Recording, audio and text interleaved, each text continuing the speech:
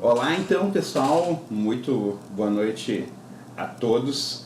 Queria agradecer a presença de quem está nos assistindo ao vivo e agradecer em especial a participação da Mônica, que vai nos abrilhantar aí e tirar uma série de dúvidas que eu tenho, pelo menos em relação a esse tema da ciência comportamental contextual com aplicação na prática clínica, né? Estava conversando com a Mônica um pouquinho antes aqui para a gente poder abordar esses dois assuntos, tanto a questão da parte da ciência mais básica quanto da aplicação. Então, o nosso podcast vai ser em torno desse tema. E só alguns avisos, então, agora nesse início, que quem está assistindo a nós, Mônica, tem a possibilidade de utilizar um recurso que é de fazer perguntas, que eventualmente, se ao longo da entrevista surgirem dúvidas ou alguém ter o interesse de fazer algum comentário, pode utilizar então esse recurso para colocar as suas pontuações. Só não necessariamente eu vou poder integrar isso na entrevista, porque talvez isso possa ficar um pouco deslocado.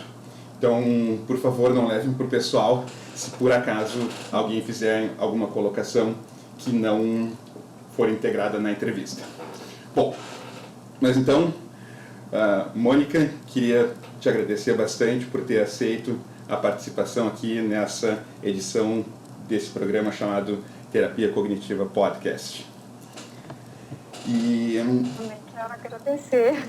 Obrigada também, obrigada pelo convite, obrigada pela oportunidade. Eu acho que isso que você está fazendo é muito interessante, Giovanni. Eu acho que tem uma importância muito grande, essas gravações que você está fazendo.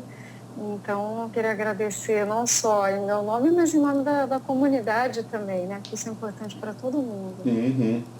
E acho que, enfim, eu nem tinha pensado nisso, mas conhecer como a gente se conheceu, né? Nós nos conhecemos em Berlim, ano passado, no congresso da ACBS, e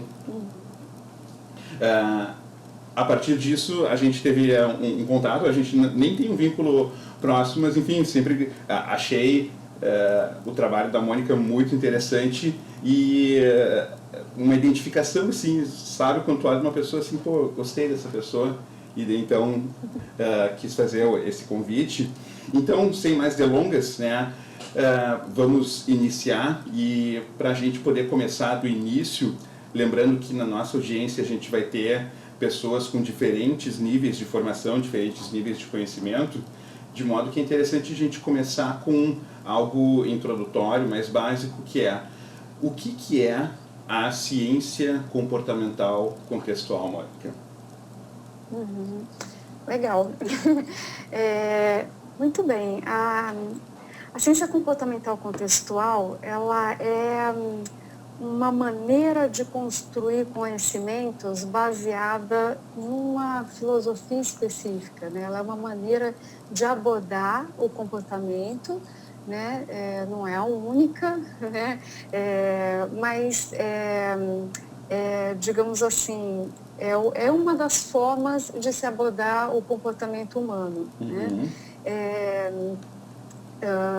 É uma ciência que está baseada numa filosofia que é o contextualismo funcional.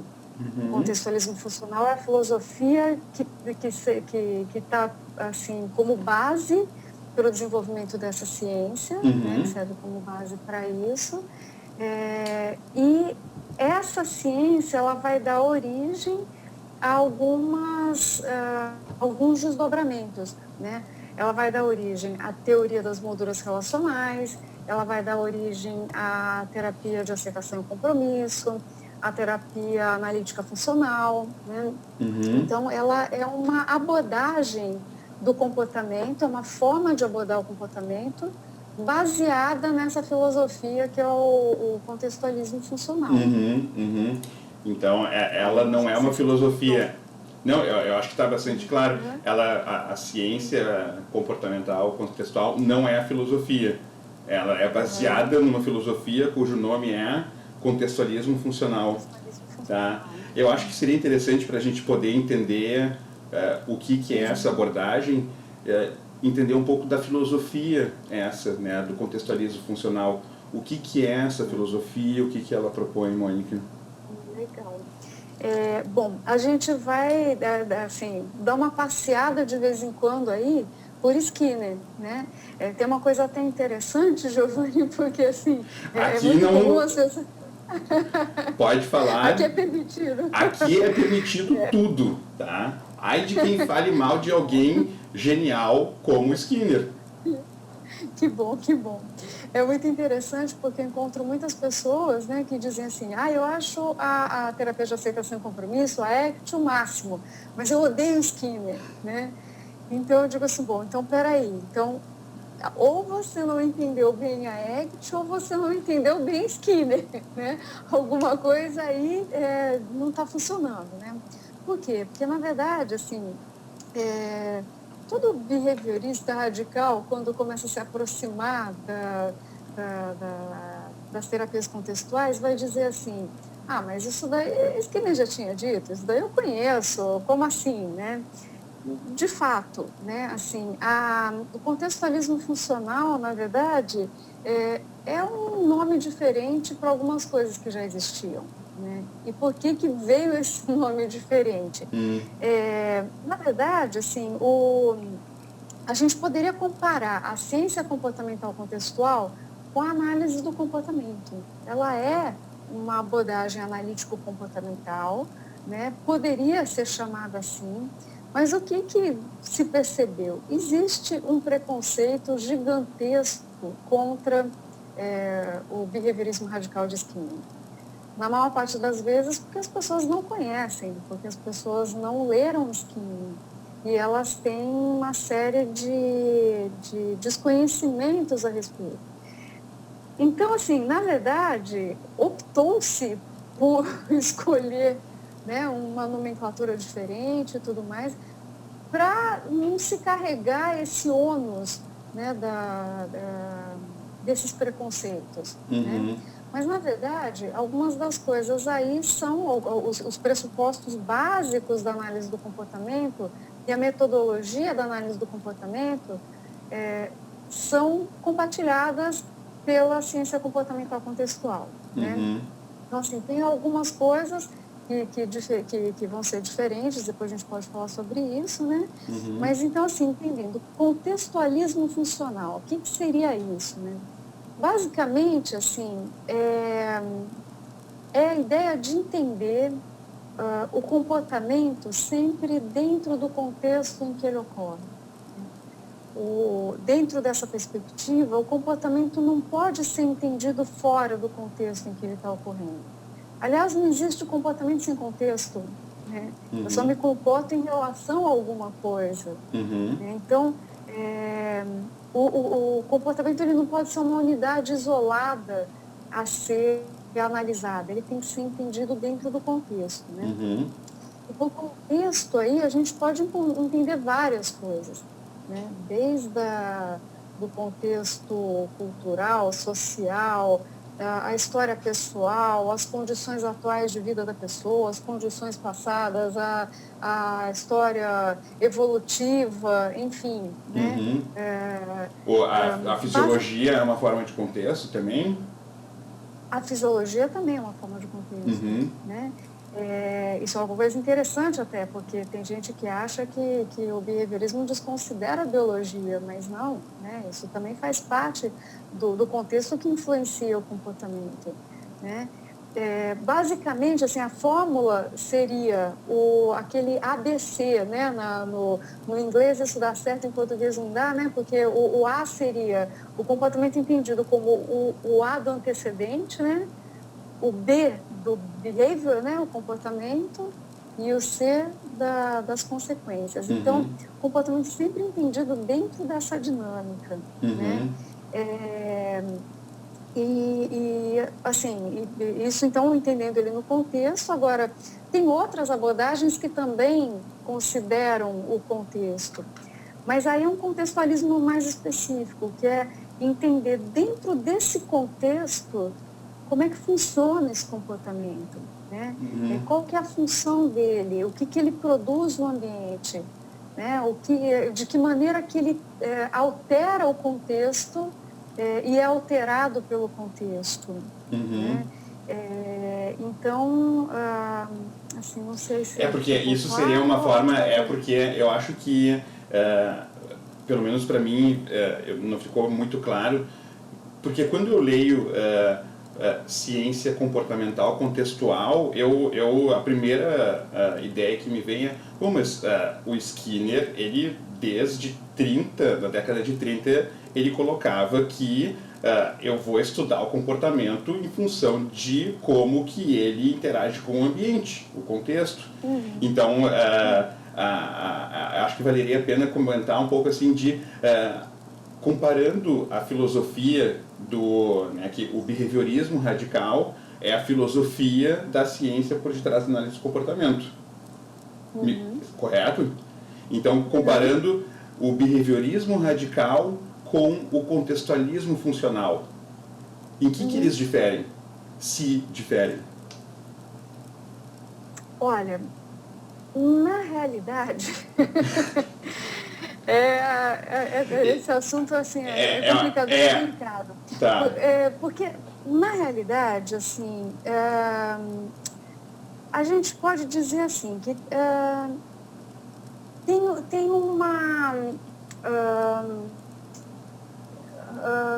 eu acho que assim, a preponderância do papel da linguagem dentro do contextualismo funcional, né, difere um pouco do behaviorismo radical. Né? Que acontece? Skinner escreveu na década de 50 um livro chamado Comportamento Verbal, né, o Verbal Behavior, em que ele vai defender que aquilo que se chama, né, em outras abordagens, de cognição, de pensamento, né, ele vai definir isso como um comportamento operante, né, como qualquer outro. Então, um comportamento sob controle de estímulos, né, e que não seria de nenhuma natureza distinta de outros operantes, né?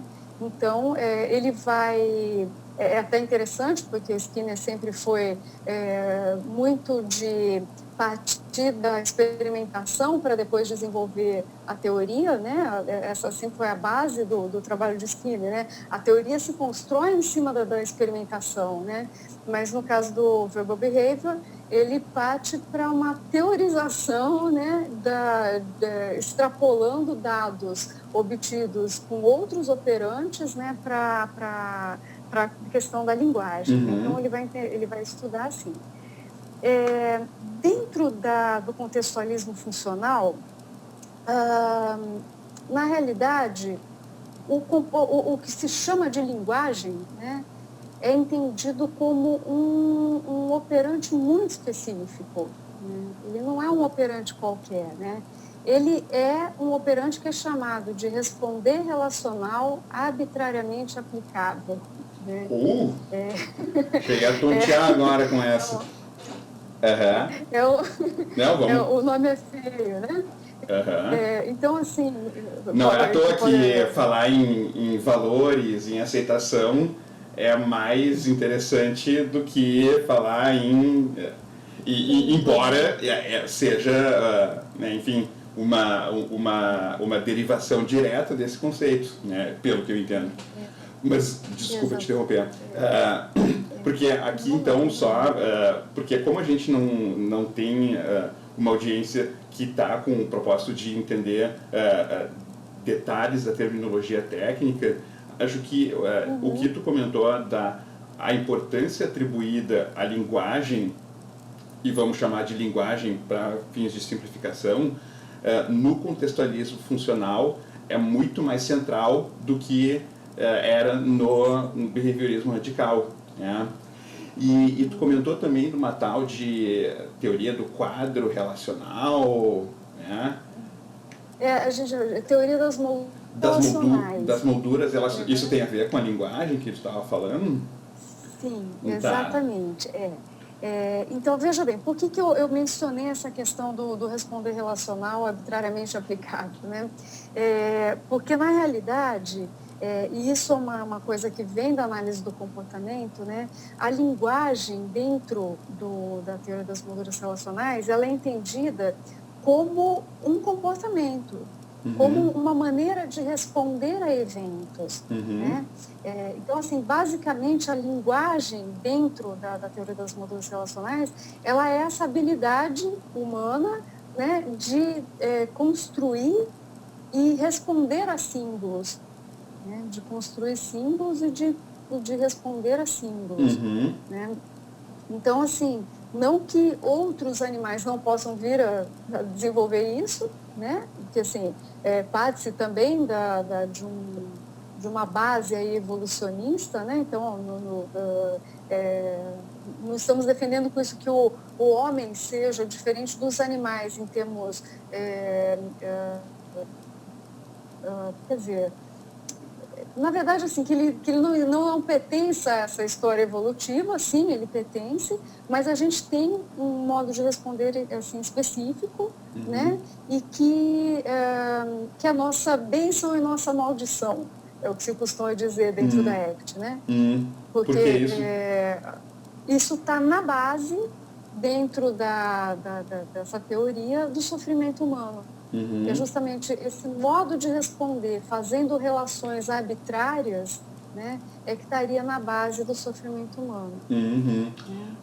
Então, esse foco é um pouco diferente. Né? Sim, sim.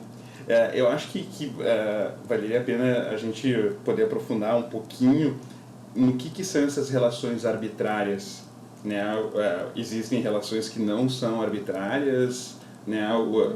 Por que essas relações arbitrárias são tão centrais para que a gente possa entender o sofrimento humano?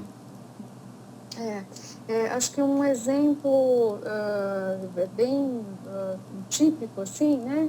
A gente sabe que, por exemplo, os pombos, eles sempre foram muito utilizados nos estudos de equivalência de estímulos, né? Porque, na verdade, a teoria das molduras relacionais começou lá a partir dos estudos do Seidman com equivalência de estímulos, né? E já há muito tempo que se testa essa capacidade dos outros animais de responderem responderem relacionalmente, né? Então, a gente tem vários estudos assim, mostrando que os pombos, por exemplo, conseguem responder em termos de relações. Né? Se você treinar, por exemplo, um pombo para clicar num círculo maior e não clicar, bicar, desculpa, bicar, né, que já estão, né, bicar num círculo maior e não bicar no menor, ou seja, ele consegue fazer relações, né, entre os estímulos e responder relacionalmente. Mas ele sempre vai responder em termos das qualidades intrínsecas daquele objeto. Né? Então, assim, o que seria uma qualidade intrínseca? Alguma coisa que, se você tiver presente ou não, ela vai continuar existindo. Né? Por exemplo, cor. Né? A cor de alguma coisa. Se você estiver dentro da sala ou fora da sala, o vermelho vai continuar vermelho. Né? Ele não vai mudar. Né? Se o maior ou menor também, né? Independe da sua presença. Né? São qualidades intrínsecas ao objeto.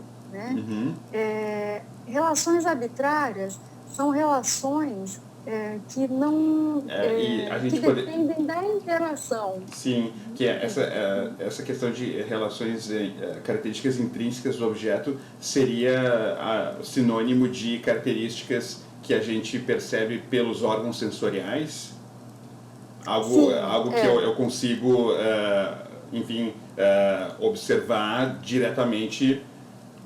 Exatamente, através dos 5 sentidos. Através dos 5 sentidos, tá.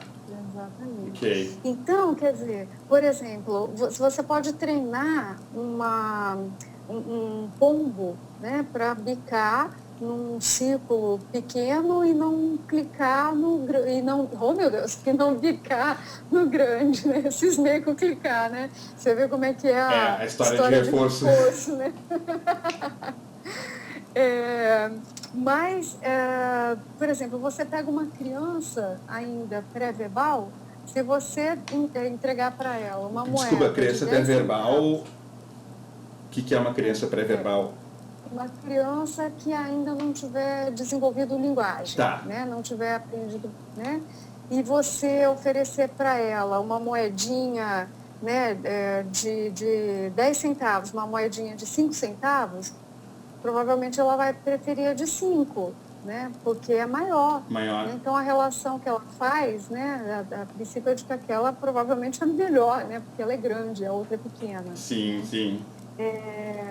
E é o que um pombo faria, por exemplo, né? Ele estabeleceria essas relações facilmente. Sim, sim. Agora, aos poucos, a criança vai aprendendo uma relação arbitrária. A moeda de 5 centavos, ela vale menos, né? Então, por quê? Porque a gente determinou, né? Não tem nada intrínseco ali, né? Mas a gente determina que a moeda de 10 centavos vale mais, né? Então, ela aprende essa relação, né? Que não está ali presente intrinsecamente na moeda, né? Isso vale mais, apesar de ser menor, né? Esse tipo de relação a gente não consegue ensinar para pombos. Sim, animais não humanos. Ou no caso, só um parênteses aqui, uma brincadeira, segundo né, a Casa da Moeda, o Banco Central, brasileiros também não conseguem, né, porque as cédulas hoje em dia elas têm o tamanho, né, que a maior é mais, então eu acho que é uma subestimação da inteligência, né, mas enfim, tô brincando porque isso é em função de cegos, né, que daí fica mais fácil, mas enfim. Desculpa te interromper, aqui, às vezes. Eu tô vendo aqui uma nota de 2 e daí às vezes eu fico irritado porque às vezes tu quer botar um papelzinho assim, né, um papelzinho não, um atilho para prender o dinheiro e se tem tamanhos diferentes, uma sempre amassa, né, então do tipo assim, pô, é uma baita de uma encheção, né, essas... Mas enfim, desculpa. Enfim, mas assim, o que eu acho que seria importante a gente dizer, Giovanni, é que assim,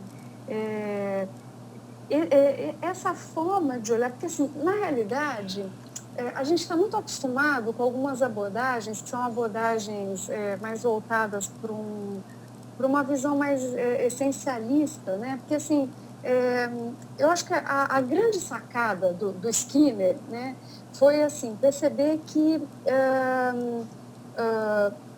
você não tem como analisar um comportamento, né, descolado do contexto, né, você não tem como classificar alguma coisa a priori como boa ou ruim, né? Isso não é uma característica intrínseca, bom e ruim, né? Não é uma característica intrínseca. Né? Porque, na realidade, depende de como aquele comportamento no contexto, né? Então, na realidade, para o behaviorista, a forma do comportamento, ela não é tão importante, né, quanto a função que aquele comportamento tem no contexto em que ele está ocorrendo. Né? Isso é muito determinante em termos do que a gente faz depois na terapia, na forma de olhar o comportamento, na forma de analisar, né? Porque, assim, a psicologia, ela nasceu muito dentro do bojo do modelo médico, né? Então, a gente carrega muito ainda aquela visão de normal e patológico, né? Então, a gente é muito focado na forma com que o comportamento se apresenta. Né? Vou dar um exemplo. Eu tenho uma cliente que ela é muito preocupada com relação a... Ela usou aparelho e tal, e o dentista deixou ela preocupada com relação a cárie, não sei mais o que e tal. Então, assim, ela higieniza muito bem os dentes e tal, usa fio dental, né, várias vezes ao dia. A princípio, quando a gente ouve isso, a tendência é pensar que bom, né? Sim. Sim, é uma que pessoa ótimo. que Isso cuida é da bom, saúde e tal. né? Só que o que acontece?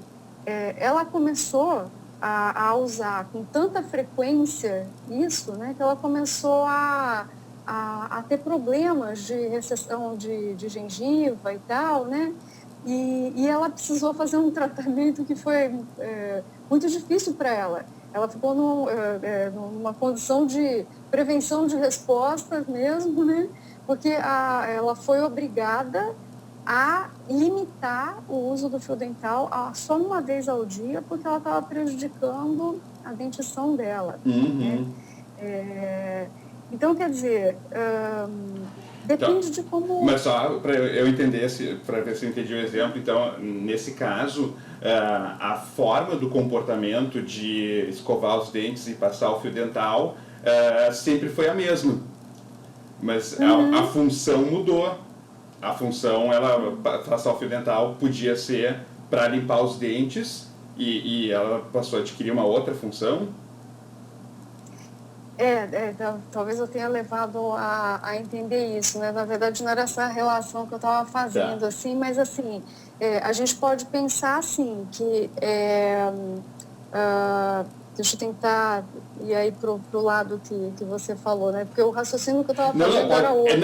Mas o problema pode ser. E a coisa boa de esses podcasts é que, enfim, a gente teve um desentendimento aqui, mas a gente se entende.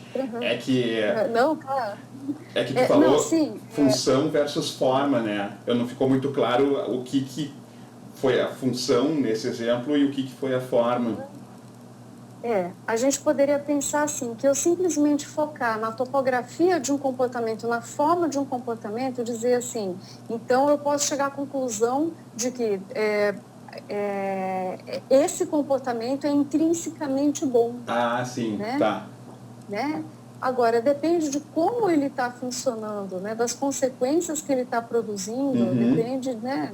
Enfim, não dá para analisar assim a priori, né? Mas, enfim, acho que eu me perdi aqui um pouco. Mas, assim, para a gente poder seguir aquela nossa linha, eu acho que a gente teve alguns pontos importantes aqui de diferenciar o behaviorismo radical do contextualismo funcional num aspecto importante da ênfase em relação à linguagem, que ela é associada ao sofrimento, né? Que então a linguagem é a base que é sobre a qual a base que gera o sofrimento no ser humano dentro do contextualismo funcional. Seria isso? Não somente, né? Mas que ela estaria muito na base do sofrimento, né? Porque justamente essa capacidade de estabelecer relações e relações arbitrárias, ela é infinita, né? Nós relacionamos nada a coisa nenhuma o tempo todo, né? E essa habilidade de fazer essas relações vai conduzir a gente a condições de sofrimento.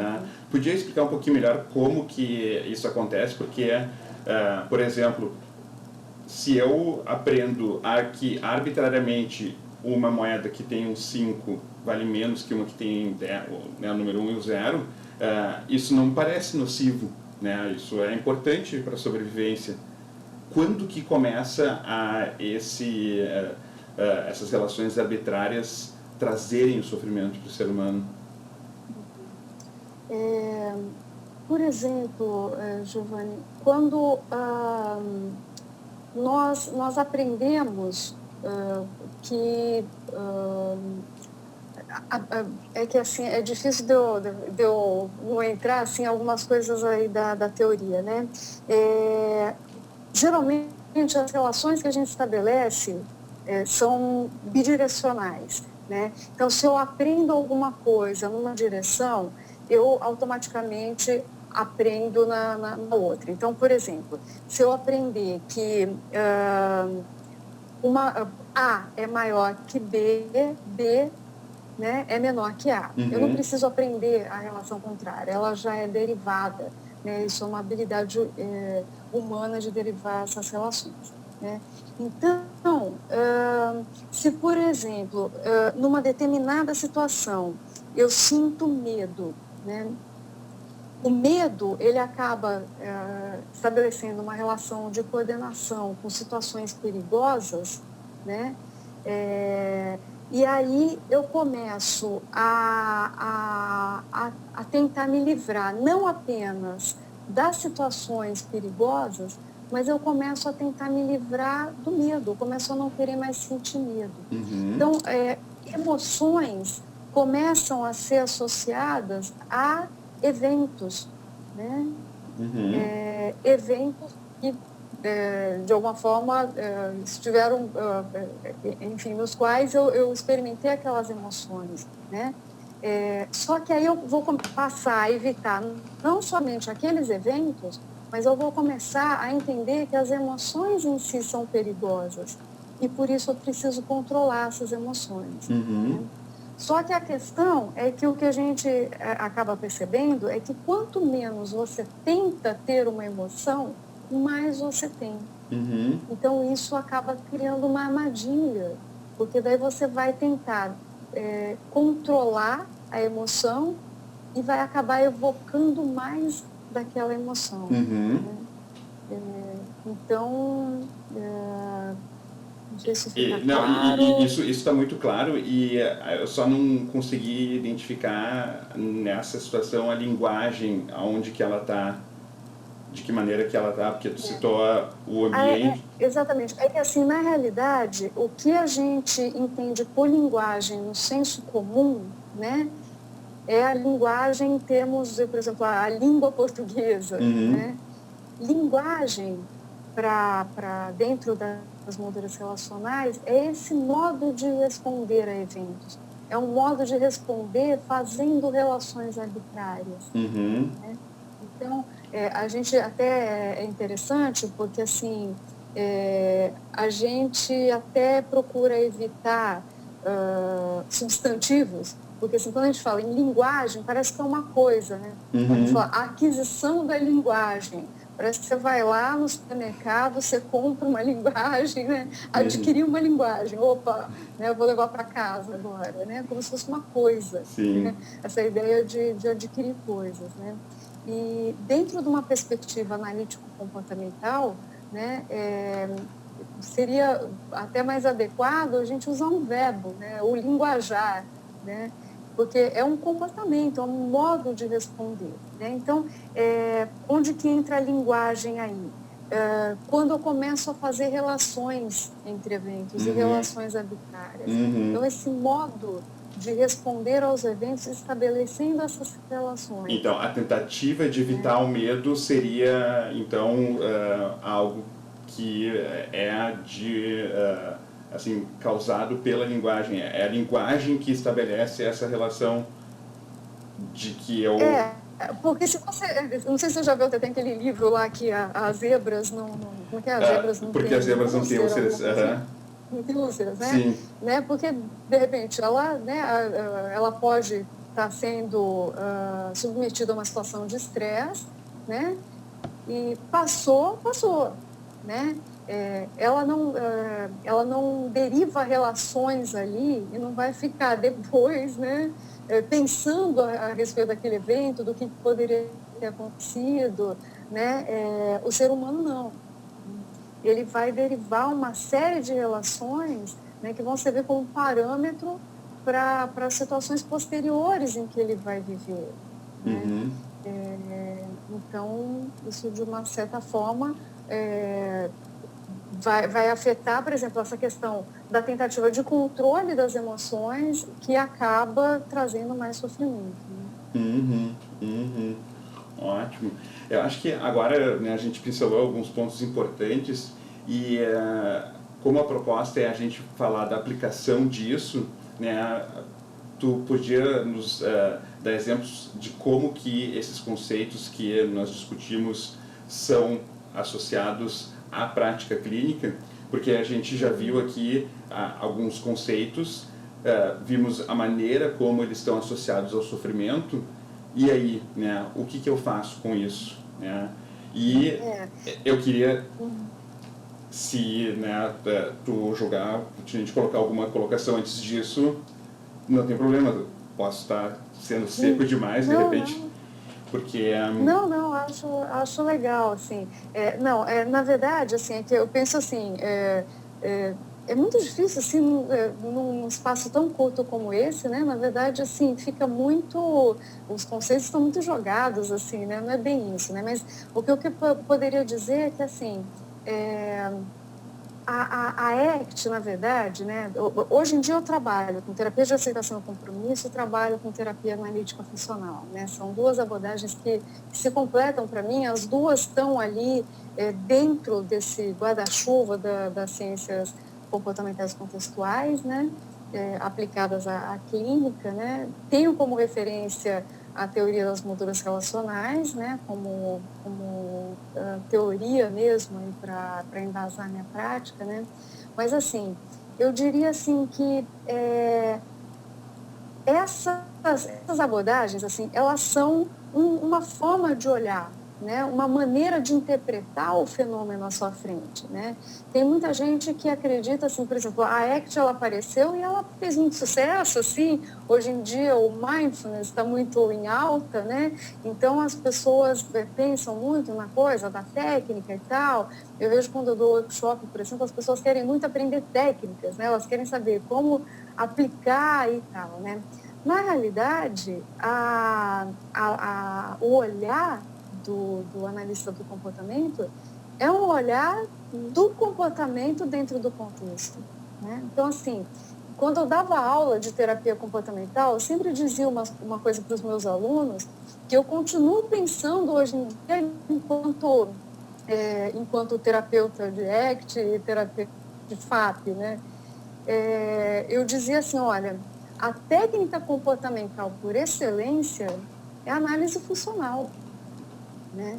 O que é análise funcional? É justamente entender o comportamento dentro do contexto em que ele está ocorrendo, né? Então, olhar para esse comportamento, olhar para os antecedentes, olhar para as consequências, conseguir entender esse comportamento, né, ali dentro desse contexto dessa pessoa, né?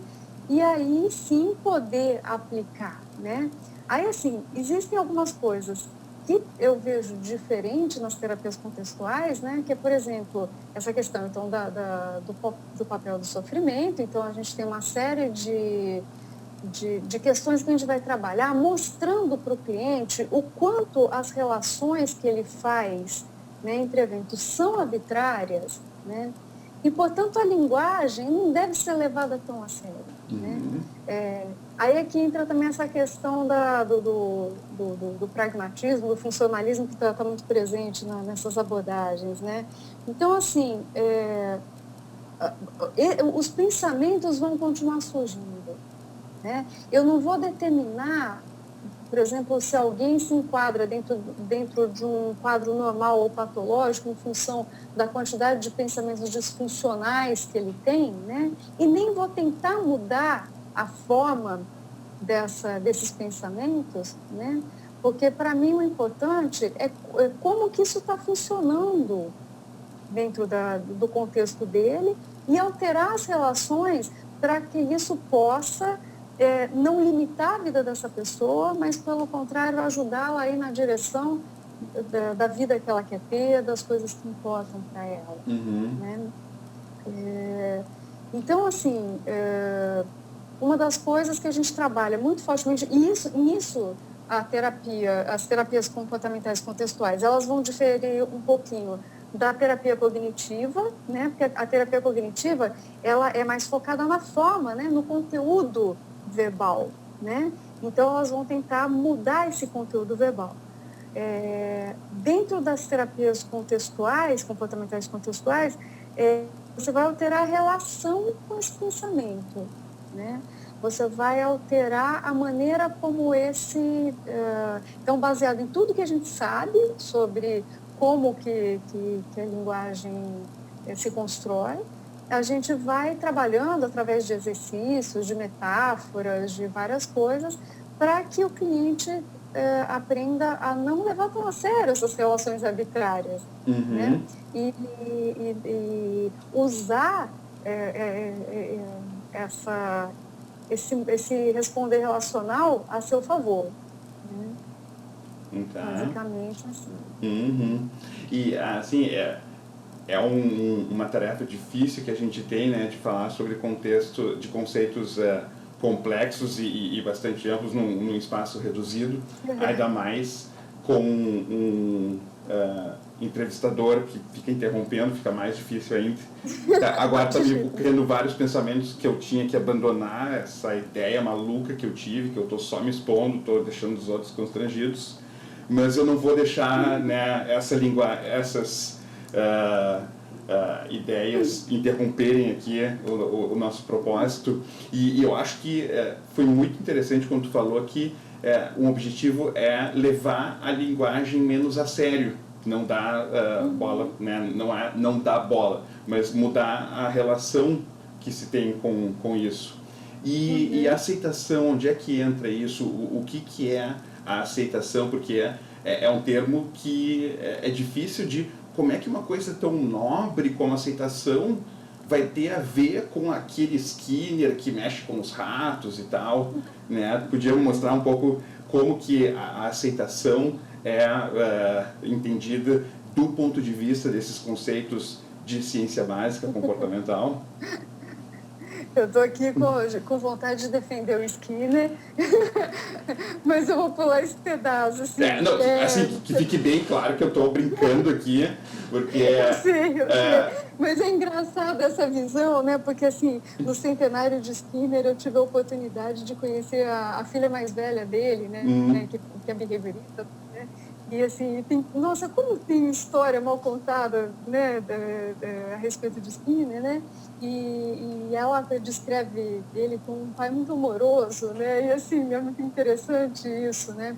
E a filha dele também, que o pessoal faz uma confusão com a filha do Watson, que, na verdade, assim, a filha do Watson se suicidou e o pessoal fala que foi a filha do Skinner. E a filha mais nova do Skinner, que era a tal lá do becinho lá, tá viva, tá muito bem, é artista plástica, enfim, né? Mas deixa, eu vou te interromper de novo, mas só para te contar uma, que olha só um argumento que um colega comentou, que a professora disse que foi a crítica à abordagem de Skinner. Olha só, o nome do camarada é Burrus Frederick Skinner. Então tu olha só o primeiro nome dele e já tem ideia do que serve essa abordagem. Aí é uma lástima que a gente escute esse tipo de crítica.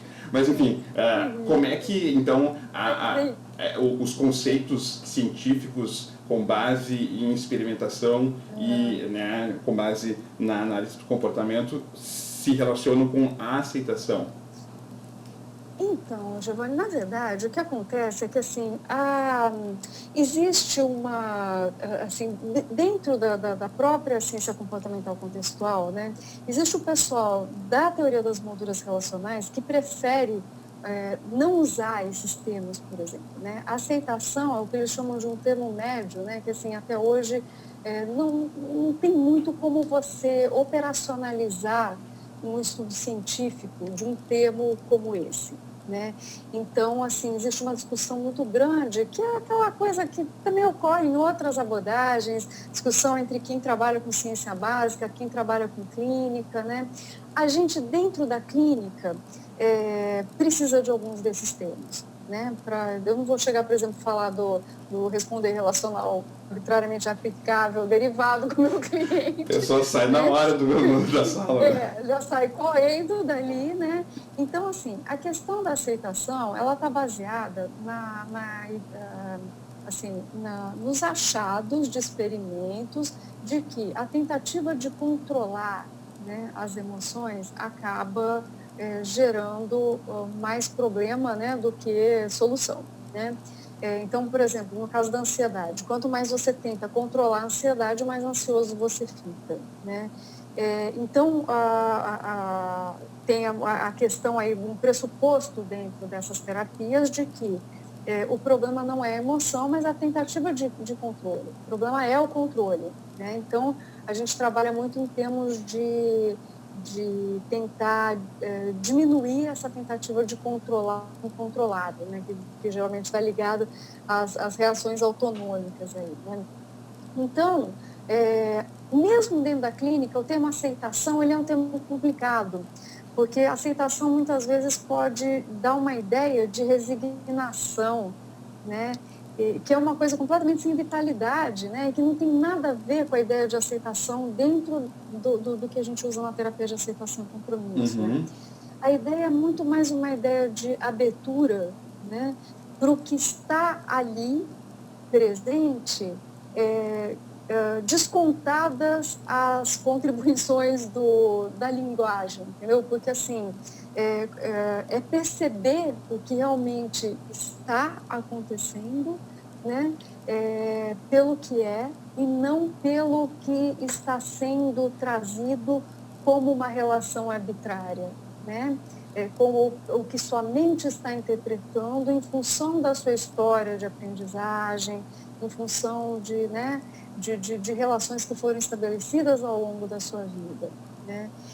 Então, por exemplo, raiva simplesmente é raiva, é simplesmente uma sensação. E eu posso perceber aquilo pelo que é, né? Então, criar uma perspectiva de gentileza e de curiosidade para observar aquilo que está acontecendo, né? Sem ser tão... sem estar sob dominância verbal, né? Esse seria o termo técnico, né? De não estar ali com essas relações dizendo para mim que aquilo é horrível, que eu preciso me livrar daquilo, né? Que é insuportável, que eu, né? Enfim. Eu posso estar perguntando uma grande besteira agora, mas com esse exemplo eu fiquei lembrando que isso parece um pouco com a ideia de dessensibilização, né, lá do Volpe, que um estímulo deixa de provocar uma resposta. Não sei se tem alguma semelhança aí entre... Então, não muito, porque assim, na realidade, no caso do Volpe, da desensibilização sistemática, né, ali você tinha um objetivo que era o de minimização dos sintomas. Então, o objetivo era você reduzir. Então, você tem o princípio da habituação, né, que quanto mais você é exposto a um estímulo, menor é a intensidade da resposta. Né? Então, você vai expondo gradativamente para que você reduza a intensidade da resposta. Né? Então, o objetivo ali é minimização de sintomas. Né? Dentro da ACT, a gente não trabalha com esse objetivo. Porque para a gente, assim, na verdade, as emoções, elas são um produto natural de uma vida bem vivida, de uma vida com significado. Né? Assim, você vai parar de sentir coisas quando você estiver morto. Né? Então, assim, a gente não tem como meta reduzir, por exemplo, a ansiedade. Né? A gente tem como meta construir uma vida com mais sentido. E se para fazer isso for necessário sentir ansiedade, a gente vai ensinar o cliente a experimentar essa ansiedade a partir de uma perspectiva em que essa ansiedade não se torne insuportável. Porque a ansiedade, ela é insuportável dependendo de como nós nos relacionamos com ela. Sim. E não ela em si. Sim, porque isso, pensando no que a gente conversou sobre a parte filosófica, parece que envolve ajudar o cliente a desenvolver uma abordagem, que ele desenvolva uma abordagem do contextualismo funcional para lidar com as coisas que lhe incomodam, né? Sim, isso sim. Inclusive, assim, uma das coisas que eu Consegui falar algo que preste.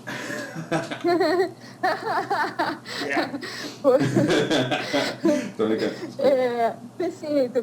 Assim, eu até, assim, eu sempre digo para os meus clientes, assim, que, não digo, assim, eu vou levando eles, na verdade, a perceberem isso, assim, né? Que a nossa mente, ela é muito categórica. né? Então, assim, o nosso modo de responder ao mundo é muito em termos de certo, errado, bonito, feio, né? Bom, ruim e tal, Uhum. coisas muito categóricas, né? Então, assim, a gente, o tempo todo, está buscando encontrar um sentido para o que está acontecendo à nossa volta, encaixando as coisas nessas categorias, né? Uhum. E esse tipo de comparação, esse modo né, de relacionar, de pôr dentro de caixinhas e tal, né, está muito associado ao sofrimento, né?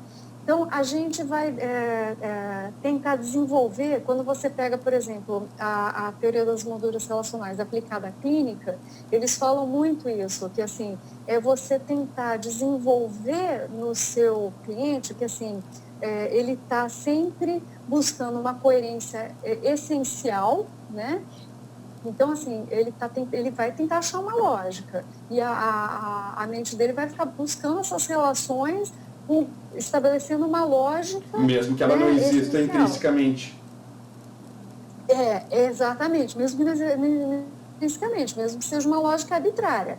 Mas a gente estabelece relações lógicas num piscar de minutos, né? Uhum. E agora, num piscar de olhos, né?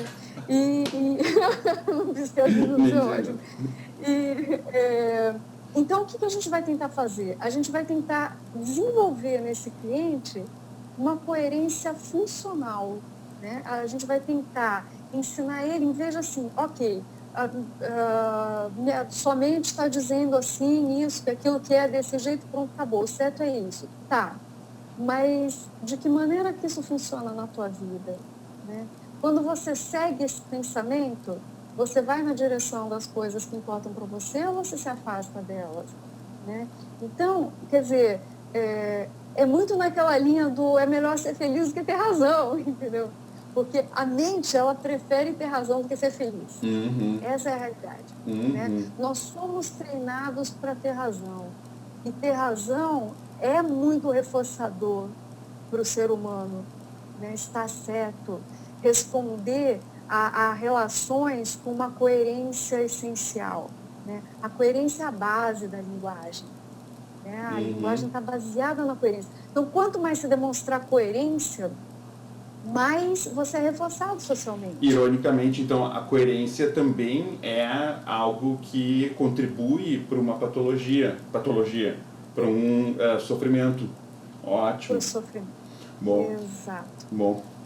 Mônica, eu estou tendo alguns pensamentos que esses eu vou fazer com que eles comandem o meu comportamento, porque eu anunciei que a gente teria a nossa conversa entre 8 e 9 horas, e como a gente está chegando no nosso horário, eu queria te agradecer, e antes de fazer o fechamento, eu queria que tu pudesse falar um pouco a respeito de um evento que está organizando junto com alguns colegas, primeiro do Brasil, né? Pode falar um pouco para a gente?